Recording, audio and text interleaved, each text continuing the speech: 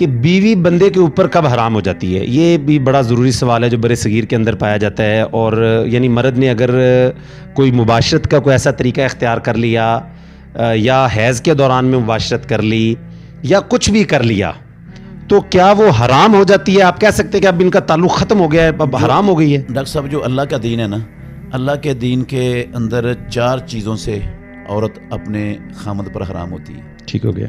5ویں چیز قرآن مجید میں اور پیارے پیغمبر کی سنت میں کوئی نہیں ہے. ٹھیک ہو گیا. ان 4 چیزوں میں سے ایک ہے طلاق. ٹھیک ہو گیا. خامد نے طلاق دے دی اور عورت کی عدت پوری ہو گئی.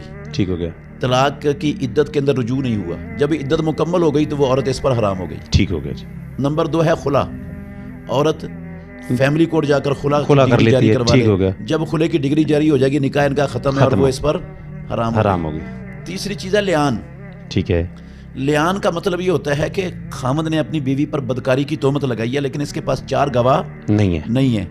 تو ایسی صورت میں لیان ہوتا ہے 5 قسمیں خامد اٹھاتا ہے. ٹھیک ہے. اور 5 قسمیں عورت اٹھاتی ہے.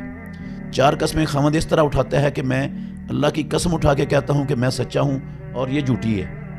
اور 5ویں قسم اٹھا کر کہتا ہے کہ اگر میں جھوٹا ہوں اور یہ سچی ہو، مجھ پر اللہ کا غضب اور اللہ کی لعنت نازل ہو. ٹھیک ہو گیا. پھر اسی طرح عورت 5 قسمیں اٹھاتی ہے. تو جب یہ قسمیں دونوں کی پوری ہو جاتی ہیں نا، اس کو لیان کہتے ہیں. ٹھیک ہو گیا. پھر وہ ہمیشہ کے لیے ایک دوسرے پر حرام ہو جاتے ہیں. نہیں، یہ سمجھ لگی مطلب دونوں کی قسمیں پوری ہونے سے کیا مراد ہے؟ 5 قسمیں اس نے اٹھا لی، 5 قسمیں اس نے اٹھا لی. ٹھیک ہو گیا. اس کے بعد ان کا رشتہ ختم. یعنی اب وہ بدکاری بے شک تھی یا نہیں تھی، رشتہ ختم ہو گیا. یعنی وہ ہمیشہ کے لیے حرام ہو گئی. رجوع نہیں ہو سکتا. ٹھیک ہے. اور کچھ بھی نہیں ہو سکتا. چوتھی صورت، آخری صورت ہے کہ زوجین میں سے دونوں میں سے کوئی ایک مرتد ہو جائے. ٹھیک ہو گیا. تو پھر وہ ایک دوسرے پر کیا ہو جاتے ہیں؟ حرام ہو جاتے ہیں. اس کے علاوہ اللہ کے دین میں، اسلام میں کوئی اور شکل، کوئی صورت نہیں ہے جس کی وجہ سے بیوی اپنے خامد پر حرام ہوتی ہو.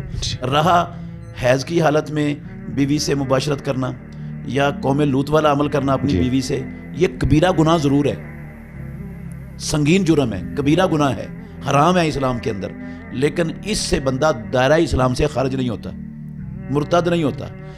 حدیث آئی ہے، رسول اللہ صلی اللہ علیہ وسلم نے فرمایا من اتا امرأتہ حائضا او فی دبرہا فقد کفر بما انزل علی محمد صلی اللہ علیہ وسلم.